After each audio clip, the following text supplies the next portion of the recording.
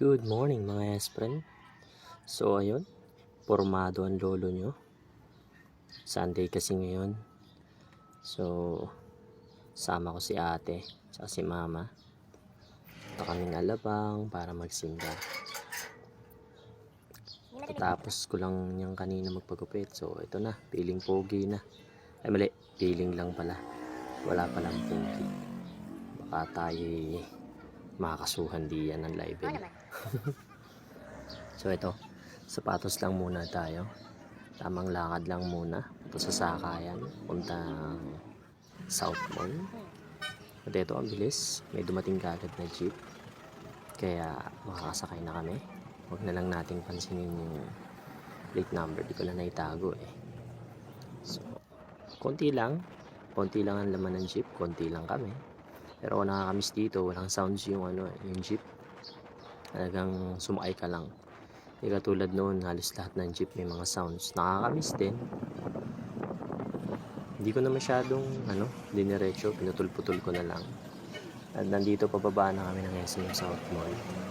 So, pero hindi na kami pumasok ng SM South Mall. Diretso na kami dito sa Sakayan papunta ng Bang.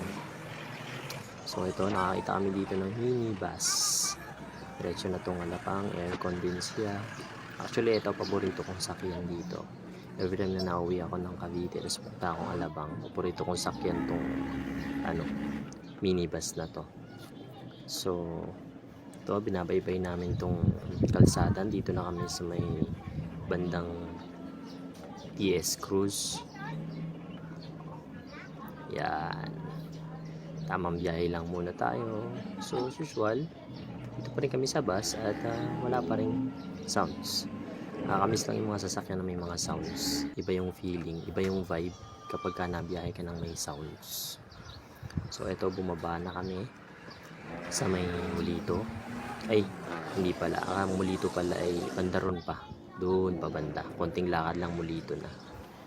So tatawid kami dito pero marami pa sasakyan kaya hintay-hintay lang muna tayo hanggang maubos yung sasakyan. Wala, hindi naman pala ito mauubos. Chechempo lang tayo para ito. Okay, ops, makikiraan mo na kami kuya.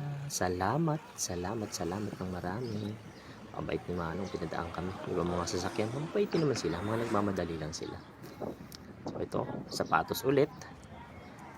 Tawid na kami ng kalsada, malapit na kami sa church. Sunday kasi ngayon kaya mag-attend muna kami ng service dito. Service. So ito, ka-holding hands si mama at saka si sis. Sana all may ka-holding hands. Konting lakad lang naman to eh. Mga sasakyan dito, allowed palang pumarada dito. Siguro mga rin to, mga mayari na sasakyan na to. Mga nag-church din siguro to mga to. Okay. Dito lang talaga sila nag-parking. Baka may bayad sa loob. Pero maganda yung loob nito eh. So yun, nandito na kami sa CCF. Alright. Rice Commission Fellowship. Andito na kami mga espren, no? Mag-attend lang kami dito ng service. Actually, ngayon lang ako makaka-attend dito. Kasi before, sa Taguig kami na-attend ng service. Ngayon lang. First time ko dito. Pasok muna kami dito sa elevator. Hindi ko masyadong tinataas yung yung camera kasi syempre baka may makita kayong kakilala, i-heart nyo pa. Joke. Para lang hindi ako masyadong mailang. Ako kasi naiilang. Doon ako yung nag-VVD. First time ko kasing ginawa ito. So, dito na kami sa church. Dito kami sa 4th floor bumaba. Grabe. Para siyang sinihan. Yung style niya parang sinihan. No? Oo, di ba? Angas. Malawak din siya. Pero mas malawak yung yung sa Taguig, syempre malaki talaga yun, the best. Pero hindi naman yung place dito yung ipinunta natin. Ganda si Papa God.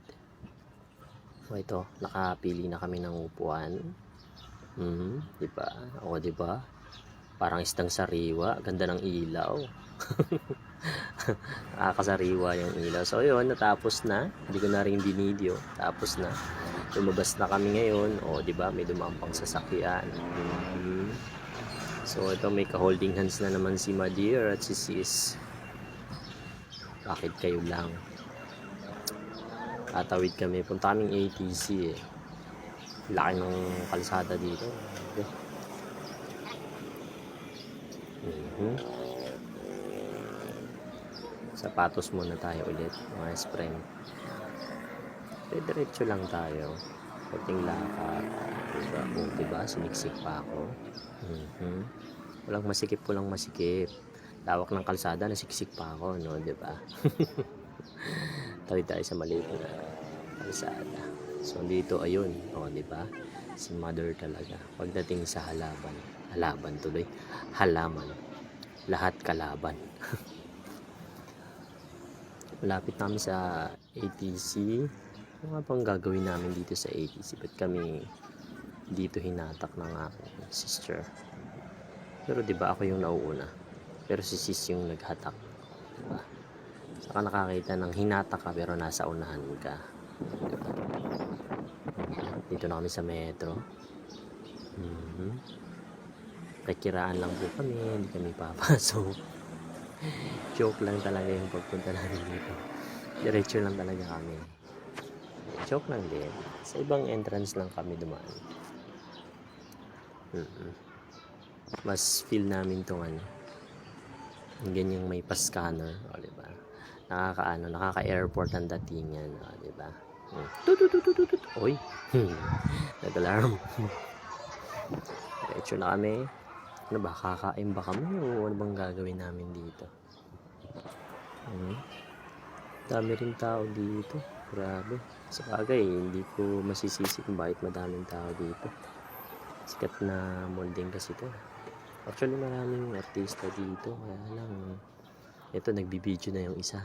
Joke. Tindi. Sis, saan ba tayo pupunta talaga, ha? Saan mo ba kami dadalhin? Tamang lakad lang tayo kanina pa eh. O, diba? Puro sapatos na yung buong video ko eh. Lakad na lang tayo ng lakad. Saan ba tayo patungo? Teka. Aba, nasa cinema area na tayo ah. So, gagawin natin dito. Oo nga pala. Manonood nga pala tayo ng Sound of Freedom.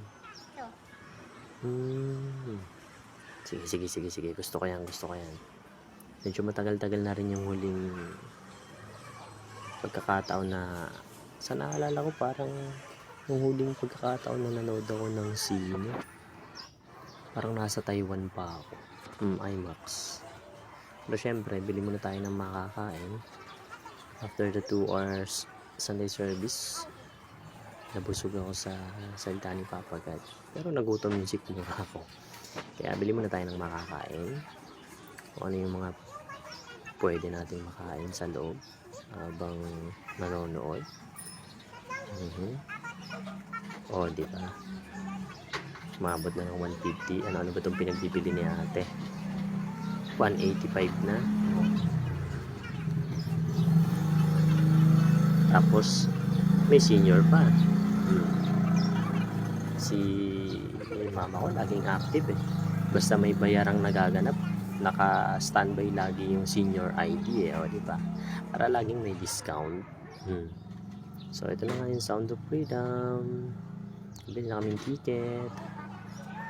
5:30 yung start ng movie. So, kailangan na namin magmadali kasi 5:30 na.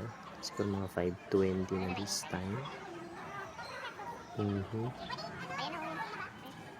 Okay na yung drinks, yung malalaking drinks. Antay na lang namin yung binili namin hotdog. Ayaw kong tawagin Jolly Hotdog kasi hindi naman kami nasa Jollibee. Ayaw ko anong pangalan nila dun. Basta hotdog na lang. Hotdog sandwich. Naglag pa yung istro ni kuya.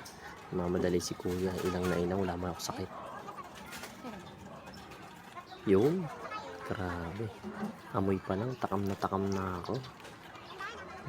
So yun. Papasok na kami sa loob. Medyo madilim dito mga S-friend. Kaya ayan natin kung makikita nyo ba. Pero ako kita ko pa eh.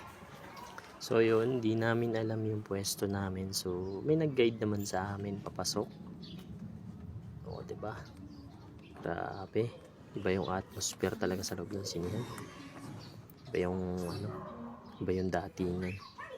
Hindi ko masyadong maiangat, baka mapagalitan ako. Bawal dito, alam ko bawal mag-video. Naiwas tayo sa piracy. Kaya nakakita na namin yung pwesto namin. Uy, prepare na rin yung drinks ko. Tinimal natin. Wow, grabe, nakakamiss manood ng sine. Alright. John Cena, may bagong movie. Ayos to ah. So, saan yung ano ko, hotdog ko? Diba? Magutom talaga. So, ayun. Hindi ko na i-video yung buong movie. Ito na lang ending. Yan. Siya nga pala si Rocio Aguilar. And her name was Crystal Aparicio. Grabe, napakagaling ng batang. Kaya sa mga nanonood niyo, payo ko sa inyo, try nyo rin panoorin yung Sound of Freedom. Grabe, the best. God's children are not for sale. That's the message of the story. So yun lang, nice friend. Hanggang dito na lang yung aking vlog-vlogan. Bye.